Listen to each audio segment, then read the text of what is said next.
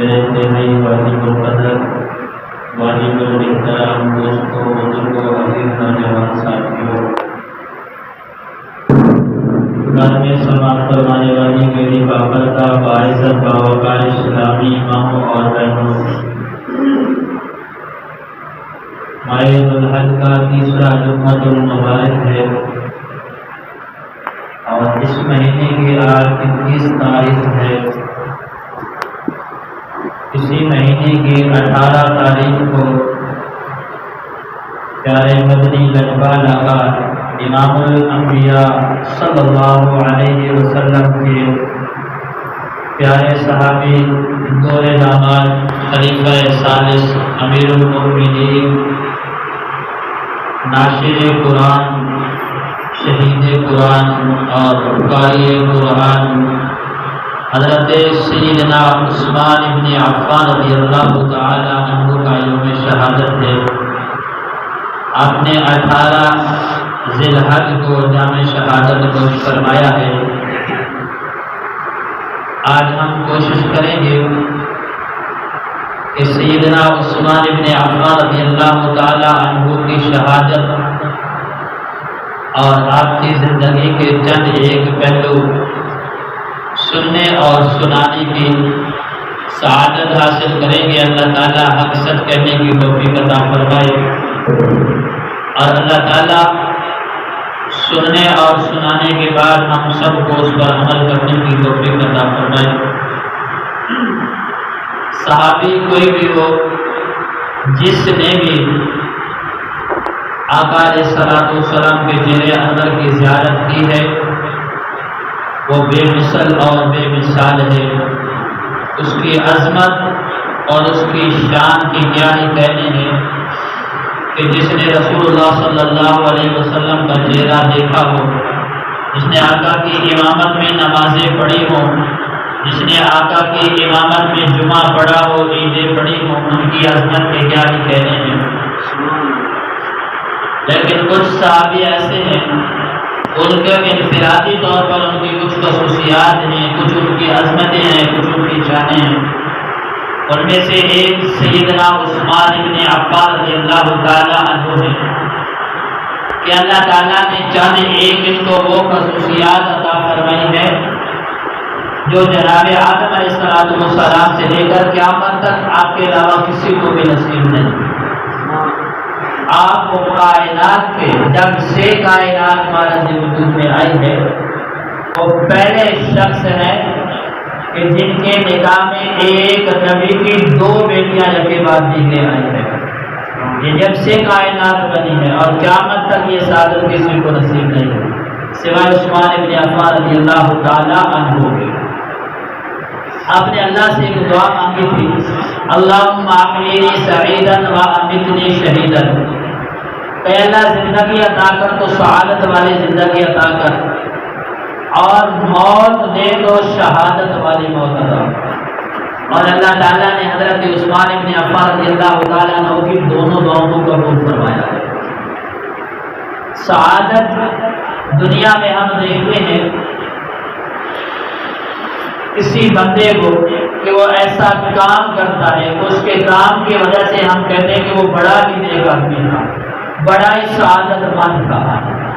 اس میں سے ہم یہ بھی دیکھتے ہیں کہ فلاں بندہ فلاں خاندان سے تھا، کیونکہ وہ خاندان ہمارے معاشرے کے اندر معزز و مکرم سمجھا جاتا ہے، تو جس بندے کا تعلق اس خاندان کے ساتھ ہوگا ہم کہتے ہیں کہ وہ بڑا سعادت مند ہے، تو اس کا تعلق فلاں خاندان کے ساتھ ہے۔ تو میں قربان جاؤں سیدنا عثمان بن عفان رضی اللہ تعالیٰ عنہ کی سعادت پر کہ آپ کا خاندان جو تھا وہ جناب محمد رسول اللہ صلی اللہ علیہ وسلم کے خاندان کے ساتھ ملنے سے بڑی کوئی سعادت ہو ہی نہیں سکتی۔ آپ رضی اللہ تعالی عنہ 5ویں پشت میں دادا کی طرف سے جناب محمد رسول اللہ صلی اللہ علیہ وسلم کے ساتھ آپ کا خاندان ملتا ہے، یعنی 5ویں پشت میں جا کر دونوں خاندان مل جاتے ہیں۔ اور والدہ کی طرف سے حضرت عثمان بن عفان رضی اللہ تعالی عنہ کی جو نانی اماں سیدہ ام الحکیم رضی اللہ تعالی عنہا جناب محمد رسول اللہ صلی اللہ علیہ وسلم کے والد محترم حضرت عبداللہ رضی اللہ تعالی عنہ کی سگی بہن ہے. حضرت عبداللہ رضی اللہ تعالی عنہ کی سگی بہن ہے اور آپ دونوں جڑواں پیدا ہوئے, بہن اور بھائی دونوں جڑواں پیدا ہوئے. تو آپ والدہ کی طرف سے بھی اور والد کی طرف سے دونوں آپ کا خاندان رسول اللہ صلی اللہ علیہ وسلم کے ساتھ ملتا ہے. یہ بڑی سعادت والی بات ہے کہ آپ خاندان رسول صلی اللہ علیہ وسلم میں سے ہیں. اور پھر آپ کی دونوں صاحبزادیاں آپ کے نکاح میں, یہ اس سے بڑی سعادت ہے کہ یہ قیامت تک کسی کو نصیب نہیں ہوگی. حدیث میں آتا ہے کہ رسول اللہ صلی اللہ علیہ وسلم نے ارشاد فرمایا کہ ایک بیٹی کا نکاح میں نے زمین پر عثمان کے ساتھ کیا ہے اور دوسری بیٹی کا نکاح رب تعالیٰ نے عرش پر حضرت عثمان کے ساتھ کیا ہے. یہ بڑی سعادت والی بات ہے. اور پھر پچھلے جمعے ہم نے کچھ گزارشات آپ کے سامنے پیش کی تھی. آپ نے کنواں خریدا, امت میں وقف کیا, جنت البقیع کی جگہ خریدی, حضور کے قدموں پہ قربان کر دی ہے. اور میں قربان جب حضور علیہ السلام نے تربیت کیسی فرمائی ہے.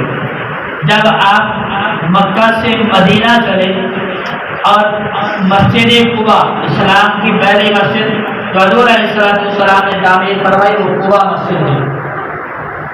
آپ عالم الغیب ہیں, غیب کی خبریں جانتے تھے, آپ کو پتہ تھا کہ دنیا میں بڑے فتنے برپا ہوں گے.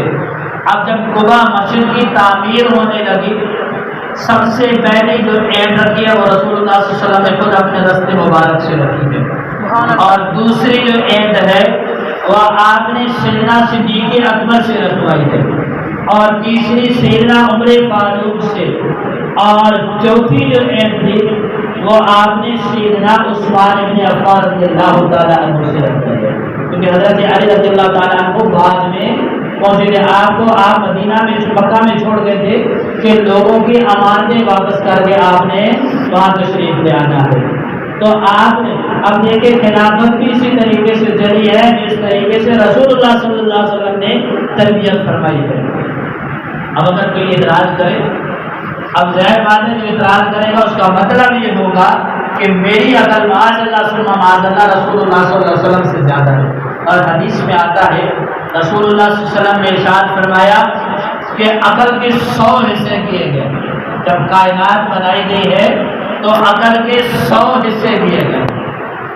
ایک حصہ پوری دنیا پر تقسیم کیا گیا ہے. عقل کا ایک حصہ پوری دنیا پر تقسیم کیا گیا ہے. حضرت آدم علیہ السلام سے لے کر قیامت تک آنے والے لوگوں کو جو اس عقل ملی ہے اس کا ایک حصہ ملا ہے. اور 99 حصے جو ہیں وہ رسول اللہ صلی اللہ علیہ وسلم کو اللہ تعالیٰ نے عطا فرمائے. ایک حصہ پوری دنیا پر تقسیم ہوا ہے اور 99 سے 99 حصے رسول اللہ صلی اللہ علیہ وسلم کے حصے میں آئے ہیں. اللہ تعالیٰ نے 99 حصے آپ کو عطا فرمائے ہیں. اور آپ کی عقل اور شعور کا عالم کیا ہوگا. عقل اور شعور کا عالم 14ویں صدی کا ایک بندہ اللہ نے اس کو اتنی عقل دے دی ہے کہ وہ بغیر سہارے کے ہوا میں اڑ رہا ہے. رسول اللہ صلی اللہ علیہ وسلم کی عقل کا کیا عالم ہوگا, عقل کا کیا عالم ہوگا. آج ہم کہتے ہیں ہمارا اتنا تجربہ ہے کہ دنیا کے دھکے کھا کے میں بندے کو دیکھ کر پہچان لیتا ہوں کہ یہ کس حیثیت کا بندہ ہے, اس بندے کا مزاج کیسا میں دیکھ کے پہچان لیتا ہوں. اور رسول اللہ صلی اللہ علیہ وسلم کی عقل کا عالم پھر کیا ہوگا, وہ کیسے نہیں پہچانتے ہوں گے. ایسے تو نہیں حضرت عثمان کے نکاح میں آپ نے 2 بیٹیاں اپنی دے دی اور ایک شخص آیا رسول اللہ صلی اللہ علیہ وسلم کے پاس, حضرت کچھ مال چاہیے. تو رسول اللہ صلی اللہ علیہ وسلم نے حضرت عثمان کے گھر بھیجا. میں نے مختصر آپ بچوں کے ساتھ لڑ رہی ہیں یا غلام کے ساتھ, ایک روایت کے مطابق بچے کے ساتھ اور ایک روایت کے مطابق غلام کے ساتھ, کہ آپ نے دی میں زیادہ تیل ڈال دیا, کم تیل ڈال دے یہ اوپر سے گر رہا ہے. وہ شخص بغیر مانگے واپس چلا گیا. یا رسول اللہ وہ مجھے کیا دے گا, وہ تیل چراغ سے تیل کا ایک قطرہ گرنے سے وہ اپنے غلام کے ساتھ لڑ رہا ہے, وہ مجھے کیا دے گا. دوسری مرتبہ پھر آئے تو پھر غلام کے ساتھ لڑائی ہوئی, پھر وہ واپس چلا گیا. تو رسول صلی اللہ علیہ وسلم نے فرمایا کہ واپس آ گیا رسول اللہ وہ اپنے غلام سے لڑ رہا ہے وہ مجھے کیا دے گا؟ تیسری مرتبہ رسول صلی اللہ علیہ وسلم نے فرمایا کہ آپ نے میرا ذکر کیا یا رسول اللہ نے فرمایا جا کر میرا ذکر کرو۔ اب جب تیسری مرتبہ یہ شخص دروازے پہ آیا تو حضرت عثمان نے خود پوچھ لیا بھائی کیا بات ہے، تیسری مرتبہ آپ میرے دروازے پہ تشریف لائے؟ فرمایا رسول اللہ صلی اللہ علیہ وسلم نے بھیجا ہے کچھ مانگنے کے لیے آیا ہوں۔ فرمایا پھر واپس کیوں چلے جاتے؟ حضرت میں آتا نے کہا آپ غلام کے ساتھ لڑ رہے ہیں مجھے کیا دے؟ تیل کا ایک قطرہ گرا ہے تو آپ غلام کے ساتھ لڑ رہے تھے، جھگڑ رہے تھے، آپ اس کو ڈانٹ رہے تھے، تو میں نے کہا مجھے کیا دے؟ آپ فرمایا رسول اللہ صلی اللہ علیہ وسلم نے بھیجا کہ آپ نے خزانے کا دروازہ کھول دیا کہ اب رسول اللہ کا حکم ہے جو تیرا جی چاہتا ہے لے جا، جو تیرا جی چاہتا ہے لے جا، میں اپنے ہاتھ سے نہیں دوں گا، جتنا تجھے ضرورت ہے اپنی ضرورت کے مطابق اٹھا کر لے جا، کیونکہ اب بات رسول اللہ صلی اللہ علیہ وسلم کی آ گئی ہے۔ میں فرمایا جب حضرت عثمان کی شہادت ہوئی، اللہ نے زندگی عطا کی ہے تو شہادت والی ہے۔ ہم کہتے ہیں قرآن کی آیت پڑھ کر انما اموالکم واولادکم فتنہ، شاید پہلے بھی میں نے ایک دو جملے میں عرض کیا تھا کہ ہم کیا کہتے ہیں کہ مال اور اولاد فتنہ ہے، حالانکہ مال اور اولاد اللہ کی نعمت ہے، اللہ کی نعمت اور بہت بڑی نعمت ہے۔ اگر اولاد نعمت نہ ہوتی تو حضرت ابراہیم علیہ السلام 90 سال تک رو رو کر رب سے کیوں مانگتے؟ اگر اولاد نعمت نہ ہوتی تو حضرت یعقوب علیہ السلام اپنے بیٹے حضرت یوسف کی جدائی میں 40 سال تک روتے کیوں بھائی؟ جب فتنہ ہی تھا تو کہتے شکر ہے سر سے فتنہ اتر گیا، روتے ہی نا، 40 سال تک روتے رہے۔ بھائی اب مال اور اولاد یہ اللہ کی نعمت ہے، یہ اللہ نے عطا کی ہے، ہم زحمت ہم خود اس کو بناتے ہیں۔ اگر ہم اس کی تربیت غلط کریں گے، اگر مال اللہ نے دیا ہے اس کو غلط استعمال کریں گے تو یہ ہمارے لیے پھر فتنہ بنے گا، ویسے یہ اللہ کی نعمت ہے۔ رسول اللہ صلی اللہ علیہ وسلم منبر میں تشریف فرما ہے، حضرت عثمان کا دیا ہوا مال درہم و دنانیر آپ نے اپنے ہاتھ میں پکڑے ہیں، کبھی ایک ہاتھ میں ڈالتے ہیں اور کبھی دوسرے ہاتھ میں ڈالتے ہیں، کبھی اس ہاتھ میں کبھی اس ہاتھ میں، اور اللہ سے دعا کرتے ہیں اللہم رضیت عثمان فارض عنہ، اے اللہ میں عثمان پہ راضی ہو گیا ہوں تو بھی عثمان پہ راضی ہو جا۔ تو فرماتے ہیں اللہ میں عثمان پہ راضی ہو گیا، یا اللہ تو بھی عثمان پہ راضی ہو جا، یا اللہ عثمان نے مجھے راضی کیا میں عثمان پہ راضی ہو گیا، یا اللہ تو بھی عثمان پہ راضی ہو جا۔ اور ہمارا یہ عقیدہ ہے کہ رسول اکرم صلی اللہ علیہ وسلم کی زبان سے نکلا وہ ایک ایک لفظ حق اور سچ ہے، اس میں شک کی کوئی گنجائش نہیں ہے۔ جو رسول اللہ صلی اللہ علیہ وسلم نے اللہ سے مانگا ہو اور اللہ تعالیٰ نے یہ عطا نہ فرمایا ہو، یہ کسی کتاب میں لکھا ہوا ہی نہیں۔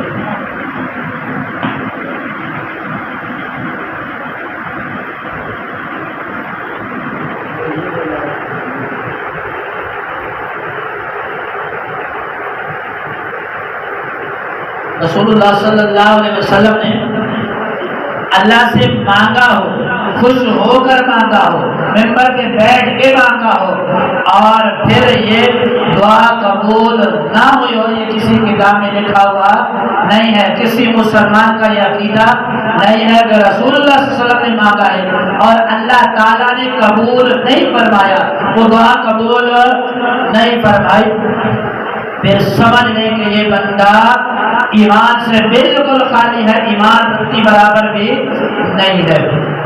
میں اکثر کہتا ہوں کہ یہ دنیا کا ضابطہ، یہ دنیا بڑی ظالم ہے، یہ جب تک اپنے موصر کے ساتھ غداری نہیں کرے گی تب تک اس کو سکون نہیں آئے گا، تب تک یہ سکون کی نیند نہیں سوئے گی۔ جو ہمارے ساتھ نیکی کرے گا نا، جب تک ہم اس کے ساتھ غداری نہیں کریں گے تب تک ہم سکون کی نیند نہیں سو سکتے۔ میں نے آج کہا کہ جنت البقیع کی جگہ خرید کر دینے والے حضرت عثمان، مسجد نبی کی جگہ خرید کر دینے والے حضرت عثمان، کنواں خرید کر وقف کرنے والے حضرت عثمان، کنواں مسجد میں سب سے زیادہ پیسہ خرچ کرنے والے حضرت عثمان، اپنے دور خلافت میں 2 مرتبہ مسجد نبی تعمیر ہوئی اور اپنی ذاتی خرچ سے حضرت عثمان نے تعمیر کروائی ہے۔ غزوہ تبوک کے موقع پر سب سے زیادہ مال دینے والے حضرت عثمان، اور یہی حضرت عثمان جب تک ہم نے اس کے ساتھ غداری نہیں کی ہے نا، ہمیں سکون کی نیند نہیں ہے، سکون کی نیند نہیں ہے۔ اور وہ عثمان، میں اکثر کہتا ہوں کہ جتنا ظالم انسان ہے نا، جتنا ظالم انسان ہے کائنات کے اندر 18,000 مخلوقات ہے نا، سب سے زیادہ ظالم یہ انسان ہے۔ اور پھر انسانوں میں سب سے جو ظالم ہے نا وہ مسلمان ہے، تو سب سے ظالم مسلمان ہے انسان، اور دوسرے نمبر پہ پھر مسلمان۔ جتنا مسلمان ظالم ہے نا، دوسرے جتنے مذہب ہیں آپ اندازہ کرتے ہیں، وہ جانوروں کا بھی خیال رکھتے ہیں، ہم انسانوں کا بھی خیال نہیں رکھتے، ہم سب سے ظالم ہیں۔ وہ حضرت عثمان جو تشریف لاتے ہیں، رسول اللہ صلی اللہ علیہ وسلم اٹھ کر بیٹھ جاتے ہیں، اپنی پنڈلی مبارک سے کپڑا صحیح کرتے ہیں۔ مختصر آپ نے 12 مرتبہ سنا یا رسول اللہ۔ حضرت ابوبکر رضی اللہ تعالیٰ عنہ آپ بیٹھے رہے، حضرت عمر آئے آپ لیٹے رہے ویسے، حضرت عثمان آئے آپ اٹھ کے بیٹھ کر پنڈلی سے کپڑا صحیح فرمایا، پھر حضرت عثمان کو آنے کی اجازت دی، فرمایا عائشہ میں اس عثمان سے کیوں نہ حیا کروں، اور جس سے آسمان کے فرشتے بھی حیا کرتے ہیں، وہ ایسا باحیا انسان ہے، اور ایسا باحیا انسان حضرت عثمان رضی اللہ تعالیٰ فرماتے ہیں کہ جب سے میں آنکھوں سے حضور کے چہرے انور کو دیکھا ہے، اس کے بعد میں آنکھوں سے اپنی شرمگاہ کو بھی نہیں دیکھا۔ وہ کیسا حیا والا انسان ہوگا۔ اور فرمایا جب نہانے کے لیے جاتے تھے غسل خانے کے اندر بھی وہ ننگے نہیں نہایا کرتے تھے، کیسا حیا والا انسان ہوگا۔ اور جس کے نکاح میں حضور نے اپنی 2 بیٹیاں دی، اس کے حیا کا عالم کیا ہوگا۔ ہم کہتے ہیں نا ذوالنورین، 2 نوروں والا، ایک تو یہ ہے کہ حضور کی 2 بیٹیاں آپ کے نکاح میں ہیں، اور ایک یہ ہے کہ حضرت عثمان نے 2 ہجرتیں کی ہیں۔ ہجرت بھی اللہ کی طرف سے نور ہدایت، ایک مکہ سے حبشہ کی طرف اور ایک حبشہ سے مدینہ کی طرف، 2 ہجرتیں کی ہیں۔ اور دوسرا یہ کہ آپ عشاء کی نماز کے بعد کھڑے ہوتے، عشاء کے بعد کھڑے ہوتے 2 رکعت نماز نفل کی نیت فرماتے، الحمدللہ عدد سے قرآن پڑھنا شروع کرتے، والناس کی سین تک 1 رکعت میں پورا قرآن پڑھتے، 1 رکعت میں رب کا پورا قرآن پڑھ دیتے۔ اور ایک یہ قیامت والے دن ہوگا، حضرت عثمان رضی اللہ تعالیٰ عنہ کو آپ کا استقبال کرنے کے لیے جنت میں لے جانے کے لیے 2 نوری فرشتے رب تعالیٰ کے تشریف لائیں گے، اور حضرت عثمان کا استقبال کرتے ہوئے جنت میں لے جائیں گے۔ اس لیے بھی آپ کو ذوالنورین کہتے ہیں۔ اور آقا علیہ الصلوۃ والسلام نے فرمایا لکل نبی رفیق، کہ ہر نبی کا ایک رفیق ہوتا ہے، ورفیقی فی الجنت عثمان، فرمایا جنت میں جو میرا ساتھی ہوگا وہ حضرت عثمان رضی اللہ تعالیٰ عنہ۔ کتنی سعادتوں والا یہ عثمان ہے، اس نے اللہ سے مانگا تھا اللہم احیینی سعیدا، اے اللہ زندگی دے تو سعادت والی، وامیتنی شہیدا، یا اللہ اگر موت دے تو شہادت والی دے، دل سے مانگا ہے تو اللہ تعالیٰ نے دونوں دعاؤں کو قبول فرمایا ہے۔ وقت گزرتا گیا، حضور علیہ السلام نے جب دنیا سے زہری پردہ فرمایا، 9 لاکھ مربع میل پر یہ اسلامی سلطنت پھیل چکی تھی۔ پھر سیدنا صدیق اکبر کا زمانہ خلافت 2 سال ہے، آپ نے 2 سال میں 2 لاکھ مربع میل پر اسلامی سلطنت پھیلی ہے۔ جب سیدنا صدیق اکبر نے مثال فرمایا 11 لاکھ مربع میل پر یہ اسلامی سلطنت پھیل چکی تھی۔ پھر سیدنا عمر فاروق کا زمانہ خلافت 10 سال ہے، 10 سال میں 11 لاکھ مربع میل پر یہ اسلامی سلطنت پھیلی ہے۔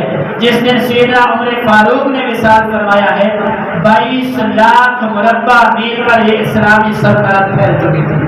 پھر سیدنا عثمان غنی رضی اللہ تعالیٰ عنہ آپ تیسرے نمبر پہ خلیفہ بنے ہیں، آپ نے 11 سال 11 مہینے اور 18 دن آپ منصب خلافت پہ فائز رہے، اور ان 11 سالوں میں 22 لاکھ مربع میل پر اسلامی سلطنت پھیلی۔ جس دن آپ کو شہید کیا گیا اس دن اسلامی سلطنت جو تھی یہ 44 لاکھ مربع میل پر پھیل چکی تھی۔ کتنی؟ 44 لاکھ مربع میل پر یہ اسلامی سلطنت پھیل چکی تھی۔ جب اسلام کو اتنا ترقی مل چکی تھی، ایک یہودی تھا جس کا نام تھا عبداللہ بن سبا، یہ یہودی شروع دن سے یہ اسلام کے خلاف ہے، جس نے حضرت عثمان کے قریب ہونے کی کوشش کی، لیکن آپ بڑے زیرک انسان تھے، اب زیرک کیسے نہ ہوتے جس کی تربیت رسول اللہ صلی اللہ علیہ وسلم نے فرمائی ہو، جس کی تربیت رسول اللہ صلی اللہ علیہ وسلم نے فرمایا، کتنا زیرک انسان ہوگا، کیسا سمجھدار انسان ہوگا، جو داماد رسول ہوگا، اللہ نے کتنے عقل اور صبر عطا فرمایا ہوگا۔ آپ نے اس کو قریب نہ کرنے کی کوشش، قریب نہیں کیا، کیونکہ جانتے تھے کہ یہ شیطان ہے۔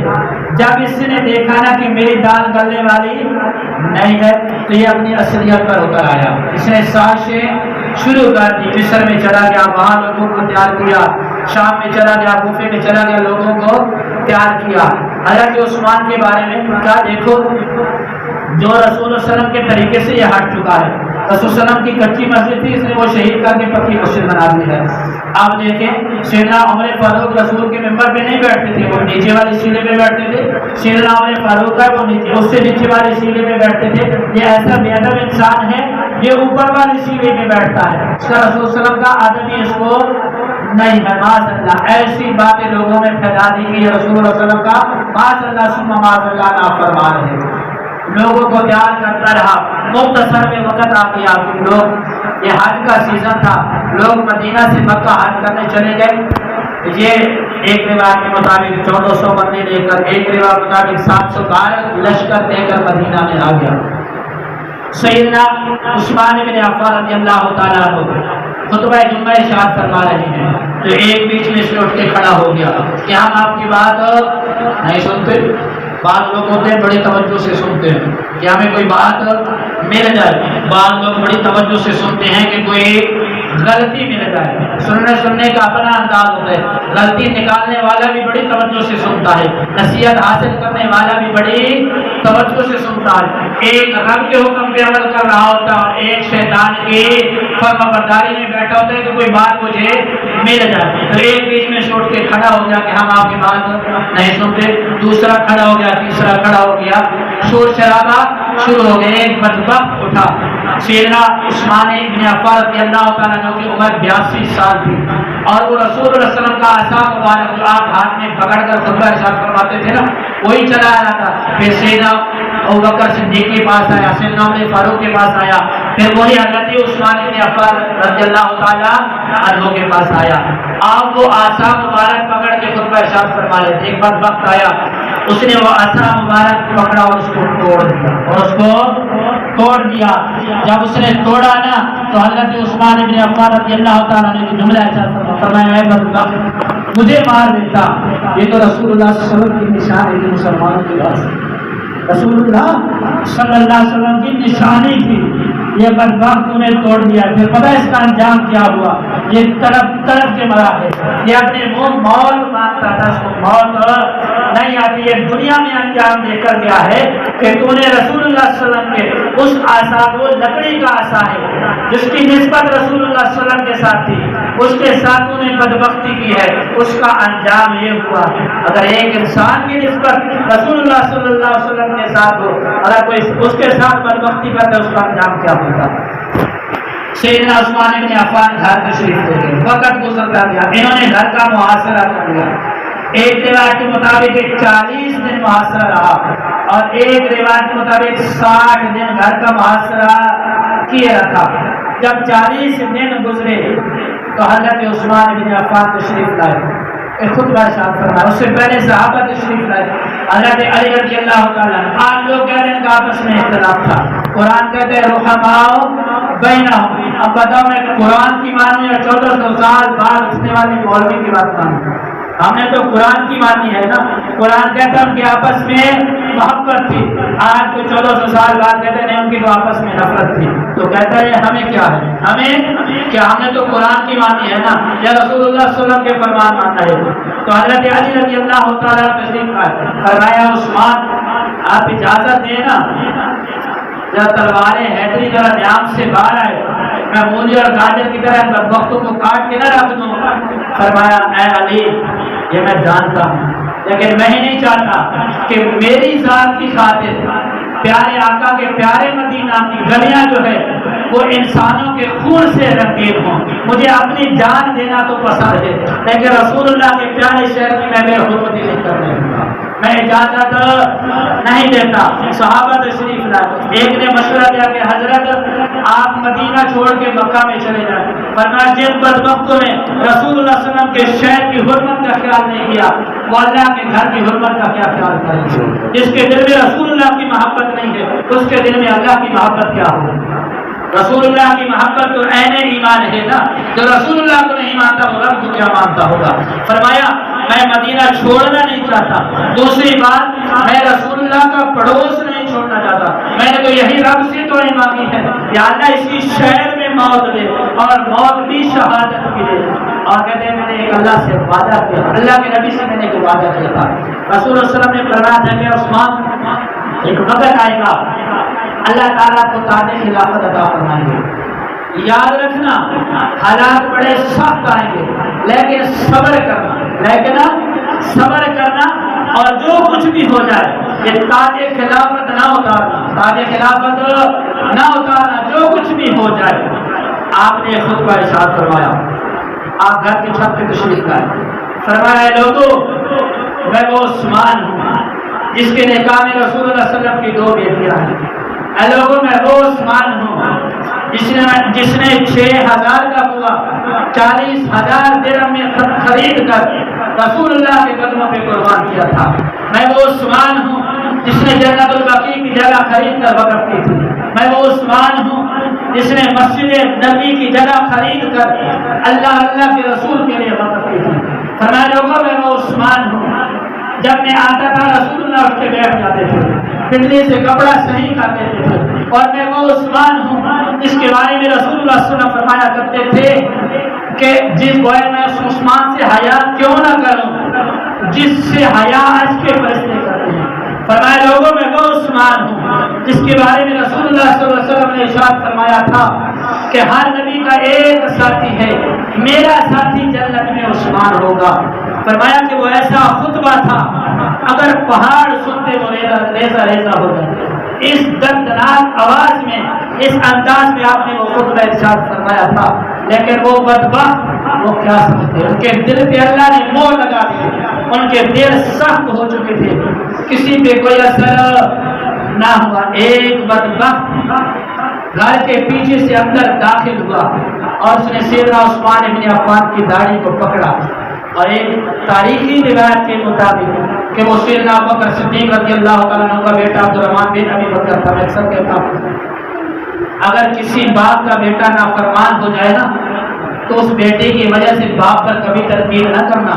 حضرت نوح علیہ السلام کا بیٹا طوفان نوح میں غرق ہوا ہے، اس کا مطلب یہ نہیں ہے کہ حضرت نوح علیہ السلام اگر اچھے میں سے برے میں سے اچھے یہ دنیا کا نظام چلتا رہتا ہے۔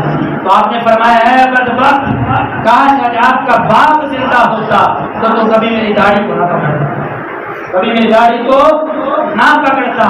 میں نے اور تیرے باپ نے اکٹھے رسول اللہ صلی اللہ علیہ وسلم کے ہاتھوں میں ہاتھ لیے تھے، اگر آج تیرا باپ زندہ ہوتا تو میری داڑھی کو کبھی نہ پکڑتا۔ تو یہ گھر سے باہر چلا گیا، پھر دوسرا بدبخت آیا۔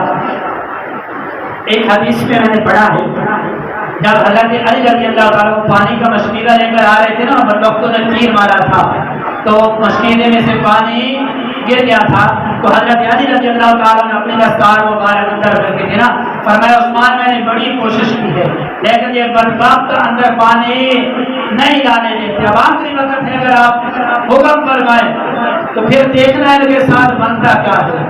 جب تلوار حیدری باہر آئے گی نا، یہ 1400 کیا ہے 14,000 بھی آ جائیں تو یہ مقابلہ نہیں کر سکتے۔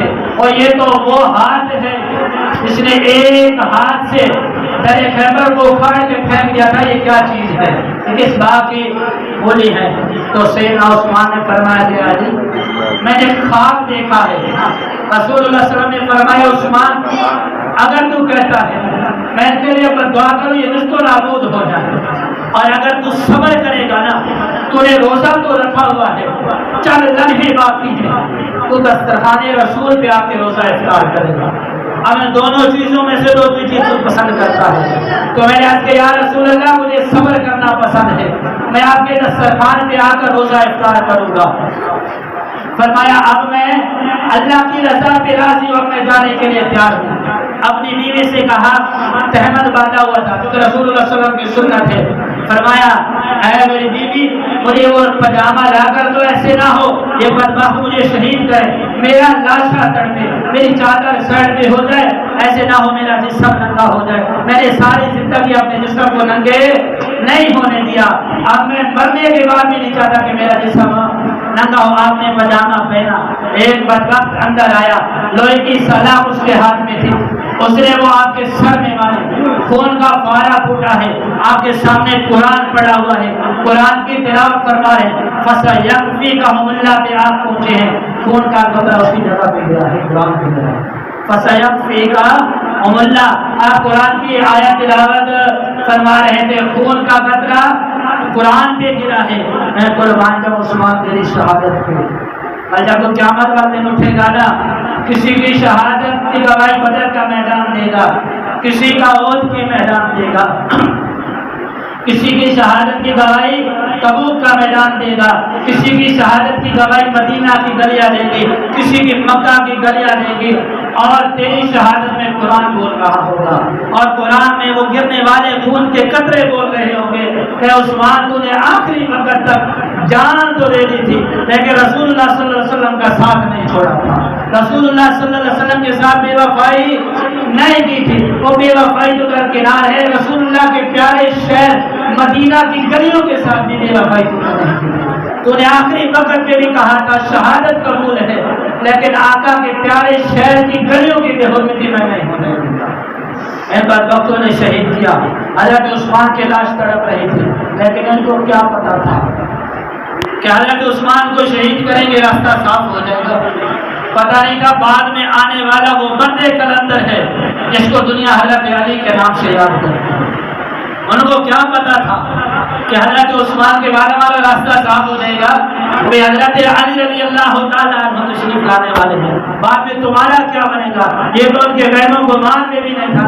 3 دن سیدنا عثمان بن عفان رضی اللہ تعالیٰ عنہ کی لاش بے گور و کفن پڑی ہوئی تھی، کوئی کفن دینے والا نہیں تھا، کوئی جنازہ پڑھنے والا نہیں تھا، پھر حضرت عثمان کا جنازہ اٹھانے جب جنازہ اٹھا 3 دن ان ظالموں نے رسول اللہ صلی اللہ علیہ وسلم کے پہلوں میں دفن بھی نہیں ہونے دیا، اور جس مسجد نبی کو رسول اللہ صلی اللہ علیہ وسلم کے لیے حضرت عثمان نے خریدا تھا، اس مسجد نبی کا دروازہ بھی آج حضرت عثمان کے بند ہو چکا تھا، تو جنت البقیع کے ایک کونے میں اس مدے کلندر کو دفنا دیا گیا ہے اور وہ ہمیشہ ہمیشہ کے لیے سو گیا ہے۔ لیکن یاد رکھنا جن لوگوں نے حضرت عثمان کو قتل کیا تھا، شہید کیا تھا، حضرت علی رضی اللہ تعالیٰ عنہ نے ایک ایک سے بدلہ لیا ہے، لائن میں کھڑے کر کے ایک ایک کی گردن تن سے جدا کی ہے۔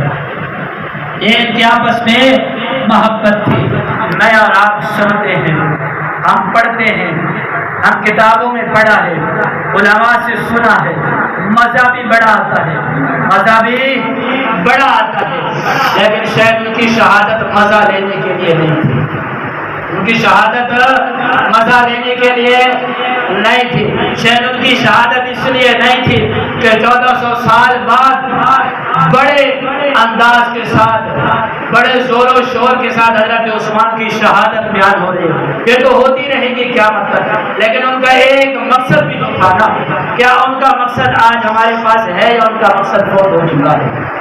ان کا مقصد فوت ہو چکا ہے۔ اگر میں یوں کہتا ہوں کہ مجھے حضرت عثمان سے محبت ہے تو مجھ سے کوئی سوال کرتا ہے، اگر حضرت عثمان سے محبت ہے تو عثمان نے تو قرآن پڑھتے پڑھتے جان دیا، تیرے بچے کو قرآن پڑھنا نہیں آتا، کیسی محبت ہے؟ تو حضرت عثمان سے محبت ہے، وہ تو ایک رکعت میں پورا قرآن پڑھا کرتے تھے، تو نماز نہیں پڑھتا، پھر کیسی محبت ہے مجھے حضرت عثمان کے ساتھ؟ پھر میرے پاس کوئی جواب ہوگا، اس کا مطلب یہ ہے نا کہ میرا دعویٰ جھوٹا ہے، مجھے محبت نہیں ہے۔ حضرت عثمان اگر کہے کہ مجھے رسول اللہ صلی اللہ علیہ وسلم کے ساتھ محبت ہے تو 1400 سال بعد میں بھی مانتا ہوں کہ واقعتاً عثمان کو حضرت صلی اللہ علیہ وسلم کے ساتھ محبت تھی کہ جان تو دے دی ہے لیکن رسول صلی اللہ علیہ وسلم کے ایک فرمان کی بھی نافرمانی نہیں ہونے دی ہے۔ ایسے ہوا ہے کہ نہیں ہوا؟ مدینے کی گلیاں گواہی دے رہی ہیں یا نہیں دے رہی ہیں؟ وہ جنت البقیع کا قبرستان آج بھی گواہی دے رہا ہے یا نہیں دے رہا ہے؟ تو میری اور آپ کی محبت جھوٹی ہے، اگر سچی محبت ہوتی تو آج ہمارے حالات یہ نہ ہوتے کہ جمعے والے